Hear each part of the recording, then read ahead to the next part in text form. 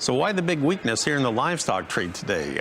It had been holding together much better than the grains, as I mentioned, but why the weakness? It had been holding very well together over the past couple of weeks. We know we got the cattle on feed report last week, which came in maybe a little bit more bearish than what people had been expecting. We did see a higher cash, about 2 to 3 higher, but I think a lot of that optimism is priced in.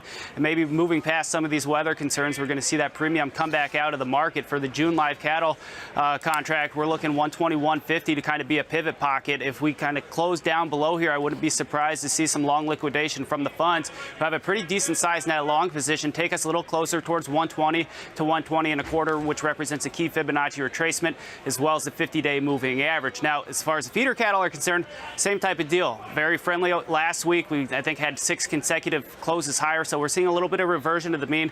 Don't necessarily think this market's going to fall out of bed, but I think a correction would be healthy for the market. Looking at the August contract, 158 was kind of previous resistance. This is now going to be support on the way down. If we break and close below here, wouldn't be surprised to see additional pressure, maybe some accelerated selling pressure, take us closer towards 154 to 155. So do you think that there is a risk that the investors in the lean hog trade that have been eager to see all this Chinese business and really push that market up, is there a danger that they could liquidate with the lack of any big Chinese news anytime soon?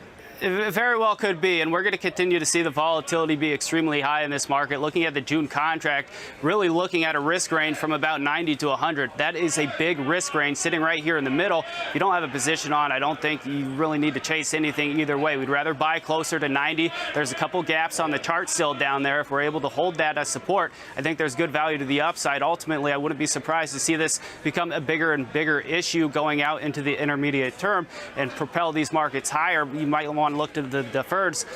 Looking at that, we've been positioning some clients out in February 2020, so something to keep a close eye on. Obviously, a developing story.